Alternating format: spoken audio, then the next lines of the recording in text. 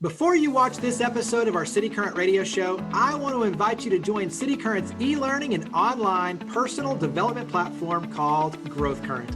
I'm Jeremy Park, host of the cityCURRENT radio show and CEO of cityCURRENT. GrowthCurrent is your exclusive ticket to attend virtual events with global thought leaders, national guest speakers, and experts who can help you grow personally and professionally. It gives you access to success secrets, lessons learned, learning modules, and so much more. Being online, you can join us from anywhere in the world. Subscriptions are only $8 a month, or you can do bulk subscriptions for your team. Check out growthcurrent.com to learn more and to join us in our efforts to power the good. And now, on to the show. Welcome back to the cityCURRENT radio show. I'm your host, Jeremy Park. We're honored to be with our next guest. He is the owner and the founder of Victory Bicycle Studio, Clark Butcher. How are you doing, Clark? Hey, thanks for having me, man. This is an afternoon call. Hopefully, I'm excited to see when it gets put out and how this sounds. It'd be funny if this comes out at like 4 a.m., man. We sound totally awake. Either way, for those who are watching, you're well branded with the Victory and the V, but let's start with a little backstory because you've been doing bicycling, endurance training almost your whole life. I mean, since a young kid, but when you talk about Victory Bicycle Studio, over 10 years at this point. So give us some backstory for starting Victory Bicycle Studio. Yeah, let's see. I started racing bikes, I guess is how it all began. Just starts with the initial passion. So I started racing triathlons at age 9, started racing and really traveling, 14, 15 years old, and really started getting some successes or 16, 17, 18 years old and traveled through Europe and raced all over the country. And with that, it was funny, by the time I was 18, I had already had some demand from folks interested in training. And, what was I doing? Because, right, I was in Memphis, Tennessee. There's no mountains. There's no elevation change. Like there's no altitude, right? Not typically known as a hotbed for endurance training. And so folks wanted to know what I was doing. And man, by the time I was 18, I could get liability insurance. And so I started coaching. And that then later turned into being in the retail space. And that really came from, I know I'm giving you a cliff notes, but that really came from, you're helping clients, they're seeing what you're using, and then they start asking you advice on equipment. And, there's only so many times I'm going to refer folks before I'm like, wait a second, what if I just took care of these clients and took care of their product and apparel needs and maintenance needs and all that. And that's where Victory Bicycle Studio started in 2010. I guess I started that when I was 25. And then here we are today, just over 10 years in the biz. Walk us through the different lines, because to your point, it makes perfect sense. If you're getting to know them personally and training them, then you know exactly what they're going to need in terms of the equipment. And so I think there's a perfect parallel there. But how do you describe the products, the bicycles? Like, how do you describe what you sell at Victory? Yeah, so we are a full service bike shop. I did name it Victory Bicycle Studio because it's quite a bit different than the typical bike shop you may be picturing. For instance, I always tout, like, you come in and every single bike on the floor is at the same tire pressure. Every handlebar's turned the same way. Every crank's parallel. You can eat off those bathroom floors at any given time. And I'll tell you, there's not a lot of bike shops that would ever say these things, but it's a studio. It's a clean environment. And we created that around no clutter, right? Like, I really want you to see things clearly. So no clutter, great lighting. And, but most importantly, we're a service store. I always say we're a service store. We happen to sell bikes. Man, we could sell speedboats if that was the space I was in, but we are a service store. And that just comes from, man, time in the saddle, using these products. We can tell you not just like what looks great, but how it should fit. And we're going to teach you how it should fit. And then we're going to take you out and show you where to ride and enjoy it. So it's totally different. When you coach somebody, you get to know their strengths and weaknesses. The more you spend time with somebody, you get to know their habits and what they like. And at the end of the day, I'm 100% a salesman, if you can't tell. So I pay attention to these things, and that's how I stock the store, and that's how I find new brands to go after. So I guess it's between paying attention and then me personally, I definitely have got to be one of the biggest snobs out there. So I seek out the really cool stuff. Can I curse on this show, by the way? I get we'll edit it all out. Nerd out a little bit in terms of when you're doing measurements and customization, what sort of things are you looking for? In other words, how, if someone's walking in, I mean, obviously you're going to ask the questions of, where are you riding in terms of what sort of bicycle, but talk us through the questions you like to ask and the measurements you like to take and what makes it customizable. Sure. And you'll like my analogy. I know you like clothing and men's apparel, and a lot of these practices come from a high-end clothier, right? Like it's the same thing as getting a custom dress shirt made. It's the same. It's a different level of expertise, and you're going to look at different things, right? Is that shirt being made to wear with a suit, or is that going to be worn outside for an outdoor event? Same thing. Like what kind of riding is the person going to do? Road, off-road, both? Is it for a specific event, right? Just like in clothing, if it was for a wedding or for, the celebration of some sort, same thing. Are we setting you up for an event? So typically most folks come to us with a goal in mind, right? Like that's either, hey, I'm running a lot, I need to take a break from running, so I know I'd want to ride. Or, all my friends have gotten into cycling and I'd like to get a bike to join them. They ride on Saturdays, right? Or coworkers are riding in the mornings. I want to get a bike so I can join. So there's always a purpose or a goal in mind. And then the next comes with is that service. So I'm not the type of store you can walk into, point at one and roll out. That doesn't work. So what I've found is if I invest 30 minutes to an hour in this experience and we get to know you, what you'd like to do, then we dive into flexibility tests, right? Like we've got to figure out, are you behind a desk all day, or are you on your feet all day? Do you have tight hamstrings? Do you have a previous sporting injury, neck issues, right? Like there's all sorts. So all these things we want to know going into it. So that way we start that sizing process. And that's a lot like pulling that sport coat off the rack, right? It's not the sport coat you're leaving with that day, but we need a baseline to measure from and rip from. So that's really how that first sizing process goes. It's probably 70% off the bike, getting to know you, what you want to do, what your goals are, obviously price point, where do we want to land, and how, kind of how robust of a project is this? And then we dive into putting you on the bike, checking it out, seeing your hand position. Do you have a leg length discrepancy? Like all these things, it really go into this 30-minute to an hour process. And guess what? If we invest that in you and you haven't spent $1 with us yet, 9 times out of 10, you're so into this process and so pumped. Like you're not just getting a bike, right? I definitely, I need to make that sale, but no, like I'm going to get a customer. And I always tell folks, like, I want a customer, not a sale. I want to make sure that doesn't agitate your hand, that you're already dealing with arthritis, right? I want to like dial all that in on the front end. And man, it's just invest in the customer, invest in the relationship. Talk about how the pandemic has shifted operations, because obviously it's a lot different right now on the retail side. So talk about the pivots on your end. Yeah, so we've changed a lot. It's if I went back and I started like sketching out like March, April, May on policies and procedures that I changed to the shop, it would be a bit nauseating, however, somewhat consistent. And that is like, first and foremost, I created this atmosphere. We had just, a little over 2 years ago expanded. We actually doubled the store in size and footprint and square footage. And we did that because our events were getting bigger and our group speakers were getting bigger and bringing more folks. Our clinics were getting bigger and bringing more folks. And man, in no way am I ever going to let real estate cap me at an audience, right? Like, I want folks around, and my whole goal is to get people together without Lycra on and without their helmet and sunglasses. Like, dude, I never hold events that are on the bike. I love getting events off the bike and focus what we have in common and remove intimidation and remove all that, and really focus on the folks. And so we can't do that, right? So no more of those. Our spin classes, I love to tout. They've been sold out since we started them. So we started them year 2 in biz for 9 years, 4 days a week, sold out spin classes.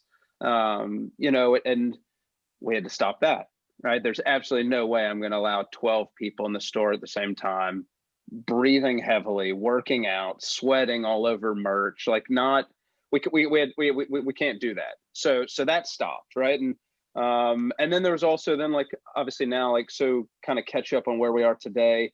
I had split the staff at one point, and I had just, for instance, one mechanic working instead of both at the same time and overlapping. Same thing with the guys up front. And we did that for a couple months, and it was brutal. It was brutal just because the demand is so high right now, and it's just stayed so high. So instead, what we've done is it's a calculated risk. I don't know if I'm right on this, by the way. This is just my approach. But everything is a calculated risk. And I feel that a Victory customer is a very good filter of both human and citizens. And that is, like, if you're coming to a bike shop, you obviously care about your health to some degree, right? You're either, it's a repair, or it's a purchase, or it's you want to encourage a loved one that's really into it right now and you're getting a gift, right? So it's on your mind. You're at least health conscious. So I think that alone is a quick filter. You won't come if you're feeling ill. The second thing is, typically it brings a fairly strong personality that's going to be so in tune with their body that they'll recognize that. And then lastly, right, is just like, we're a destination store. And I think that's provided a nice little hurdle. Like, you don't just swing by Broad Ave, or hopefully one day you do, right? Good save, Clark. But right now, I don't feel like you just swing by Broad Ave. So being a slight destination, I think that also removes a little bit of like impulsive shopping. So I don't know. Between all that, I think we've played it safe, and we've yet to have an outbreak. And and right now we limit the folks. It's the sign on the door used to say 2 customers at a time. And I'll tell you, nobody pays attention to that. And all the time, somebody would come and they'd open the door, and then there you are, and you're trying to be compassionate. However, you're also trying to help somebody else, that was there under the allotment. And you'd say, like, hey, do you mind waiting outside, just for a sec? And look, people are sensitive right now, man. And there's no like sweet way to say that when somebody's come to your store. Like, that's the goal as a retailer, is to get people the door. And so it's funny now. What I did was I just put one customer in the store at a time. And while that is not our policy, everyone stops at the door now and waits to be waved in. So like, these are, it's subtle, but as a retailer, this is a really critical thing that I learned. And it is also funny when people are like, dude, you only allow one in the store at a time. And I'm like, no. Actually, we allow up to the same amount of employees we have to service them, but we just do that because everyone stops. What about the spin classes? Because I know that you've been able to do them virtually, and that's been a big success. Yeah, so we have these huge training groups, and here you'll love this. So our training groups are massive, and they're targeted to everybody, not to a specific hardcore group of athletes. No, in fact, I would say, if anything, we actually target a very entry new clientele, and I would say even they would laugh if I use the word athlete. I think a new rider, that is my agenda. They soon become a cyclist through this program. And so we have our summer program this year. Give you an idea, we had over 170 people register for that program, and there's a cost associated, but it's a 4-month training program, and it ends with this ride. And I'll tell you, in that amount of people in that 4 months over the summer, not a single outbreak. Yes, there were folks that had tested positive, but I guess, silver lining in that, not better part of that, the silver lining in that is that because our folks are so in tune with themselves, and this audience is so in touch with their bodies, I don't know how many times before those Sunday rides, I'd wake up to an email like, hey, turns out I was exposed. I'm going to sit out for 2 weeks. Hey, my daughter, had girls over at the house this weekend. I'm just going to make sure everything's good. I'm waiting 2 weeks. Like, I think because of that, A, I'm boasting that everyone was honest, but B, I'm also, because there wasn't a single outbreak. So with that, we parlayed that into our winter training groups. And winter training group, right? This is where typically our spin classes would be the hottest because it's cold and it's dark. So we launch our winter training group, and our winter training group has never been as successful as the summer. And, you know, in the past, give you an idea, a record number would be 92. Not 92 people have decided they're going to stay with us November, December, January, and February. And this year we have 141 people. Like, that tells you that, man, our people and our customers want to ride. There's no doubt about that. That's demand, dude. That's not me creating. That's not marketing. Like, they logged in, they hit pay now, they joined, they committed. So that number is exciting, right? Like it's awesome. Despite the lack of events, we had great success in the summer, and that's continued. And we have this whole new round of riders. But with that, so look, in the past, our winter training group, what we've always done is we've had a rule: if it's under 35 degrees or wet or raining on those mornings, we don't ride. It's not safe, or it's just not going to be fun if everyone freezes. So we've had those policies. Well, we've always had it where you have an indoor spin class. And man, the coolest thing last year was we were running on Sundays starting at 6 a.m. We ran 4 back-to-back spin classes, and we'd have over 60 people come through Victory doing these indoor spin classes.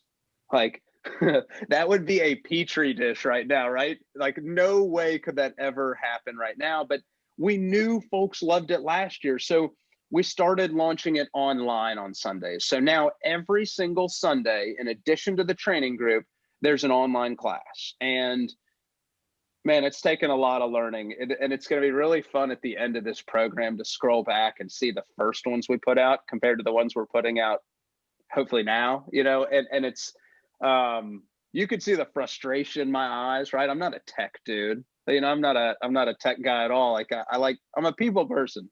And so I like to teach spin live, and that's totally different teaching spin virtually because there's a lot of quiet time, right? Like, spin class, usually the first 10, 15 minutes is social. Like, hey, Jeremy, heard the radio show the other night. That was great. Hey, where'd you and the wife eat the other day? I saw it on you tagged yourself in a photo. Like, whatever. Like, there's that social side. Well, that's gone. So I got to talk and entertain you and motivate you for 15 minutes before the workout even starts, dude. Totally different, right? Like, there's been a ton of learning. And so anyways, it's funny, these online classes just keep getting bigger and bigger and better reviews. And, you know, it's funny, I can log in right now, and the one that we did Sunday has already been done over 80 times. And that tells you folks are interested. That's not, look, I'm bragging a real number right now. Like that. So with that, no, we are actually already planning that come January, we're launching a monthly virtual spin class. It'll be a monthly subscription, just like our indoor used to be. Obviously a reduced rate because we don't have you depreciating equipment and the space and all that. But I think the coolest thing about this, and maybe I'm ambitious, but I think the coolest thing about this is, I always say there's no way only Victory customers want this service. There's no way only Victory customers want a training group. There's no way. Like, this interest and this excitement should not just be limited to me in Memphis, Tennessee. So, like your show getting greater and greater exposure during these times, I truly believe that we're going to get folks subscribing to a real spin class on a bike from a coach, you know, that's been doing this for 18 years. I think we're going to get folks signing up from all over. Absolutely. And you're going to get to me, a global audience too, especially as it continues to spread. And I agree with you. People are looking for outlets, but they're also looking for experts who know what they're doing. And so when you're that expert and you have the technology, you can reach a global audience. What, from the bicycle world, give me one thing that has your attention as a trend, as something that's changing. I mean, obviously, as we're talking about the technology, the change in retail side, but you know, whether it be equipment or the training itself, what's a trend that has your attention? And it's growth in the space. And that is, you know, this year all out, like, not all, to my knowledge, most every outdoor industry recorded a record this year, right? There was no safer place to be than outside. And, you know, what I'm looking at it is I'm focused on this new wave of riders. And I started giving interviews in March and April when we were recording these crazy numbers. And when I say we, I'm going to speak for the entire bike industry. The industry was recording absolute record numbers. And, I looked at the numbers through the summer and I went, wait a second. If 1 out of 10 of these bike buyers from this year, 1 out of 10, bring their bike back for a tune-up in the spring, which, by the way, I think if you have a 10% retention, your business probably needs to be reviewed. So that's such a conservative number, right? Like I would, like we have failed if we only get 1 out of 10. But again, my numbers are purely so I can sleep at night. So if 1 out of 10 of these customers come back, I'm going to need another mechanic to handle those tune-ups, just to handle that number. That's how much growth we saw this year. And so I made that investment, and just this past month announced we now have our 3rd full-time mechanic to handle. So, with that, we've also since, with COVID, we've brought on 2 more additional full-time up front. So my staff has doubled in size this year. And that is due to both the insane growth we're seeing, but also the retention that I believe is going to need to be in place to keep this going, without working us all to death. And that is so just to keep up. And it's so, what am I focused on? I'm focused on this new round of riders. And, think about this. A lot of folks started riding when they didn't have a commute to work, right? Or, more time at home, more time to do the hobby. They're not going out to eat. They're not traveling. So this new round of riders has developed so fast because they've gotten to put in so much saddle time. And that's what I'm connected with. And it's also what I believe my competitors aren't connected with and that is I'm looking at, man, folks are riding more than ever right now. I've got to do something to keep them either engaged, equipped, and when I think engaged, I think both training groups. I think both we've got to come up with some sort of socially appropriate events, because there's only so many times you're going to ride up and down Shady Grove, right? There's only so many times you're going to ride up and down Riverside. Like everyone's going to need a carrot, and carrots shouldn't always be a race. It needs to be a ride. Like I'm ready for charity rides to resume. That's what I'm focused on. Well, you're talking about building a relationship. I mean, it's almost like having an exercise buddy or things like that. But when you talk about building a relationship with them, it's creating opportunities to grow together. And I think that's what you're making it, instead of, to your point, just going out on your own and riding. Now you're talking about building community, and community keeps you engaged. And that's, to me, a big difference in terms of what you're doing. Wrap up with community, because you yourself are heavily community minded and supporting nonprofits. So give a little bit of just, your world in terms of your philanthropic engagement and community connections. Yeah. I'm still obviously co-chair of the Carpenter Art Garden over in Binghamton, and Carpenter Art Gardens has grown and grown and grown. And we've got multiple properties now over there, and this is in the heart of Binghamton. And this is something I got involved in, I want to say about 7 years ago, as as a founding board member, and really got this thing. We had great help, and we've had great talent come through there. And fortunately, the heart of Memphis and the community of Binghamton reeks of talent, and we're able to keep tapping into that through outdoor therapy, and that's gardening. We actually have produce we sell. There's art projects, the weekly bike rides, obviously a huge fan of. But we've got all these outdoor learning spaces. We set up all these community events this year that were socially acceptable. We put in incredible Wi-Fi networks so that the neighborhood could come and set up their outdoors, and do their schoolwork this year. Obviously feeding, a huge thing we're having right now, but it's Jeremy, I would say most of my philanthropic efforts are routed through the art garden right now. And that's where I've really chosen to sink my hands. And my business is in Binghamton, so it makes a ton of sense, as well as you spend 7 years watching this thing grow. You get a lot of heart in it, and you definitely feel connected. So I think all this stuff comes around full circle. And I always say, a good buddy of mine, he owns a bunch of retail stores in Arkansas. He says, if you take care of the community, it'll take care of you.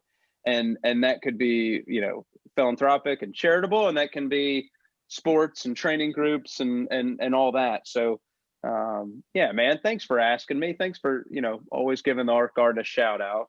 Absolutely. So wrap up with contact information, your website, social media. Where does everyone go? Yeah, victorybicyclestudio.com. That links to all of our social media. Yes, we're on Instagram and Facebook as well. Feel free and follow me personally. I'm on Strava if you ride bikes, or on Garmin as well. But yeah, man, thanks, Jeremy. Thanks for reaching out to me on this. Absolutely. Well, Clark, definitely appreciate all you and your team do. Thank you so much for coming on the show. Thank you.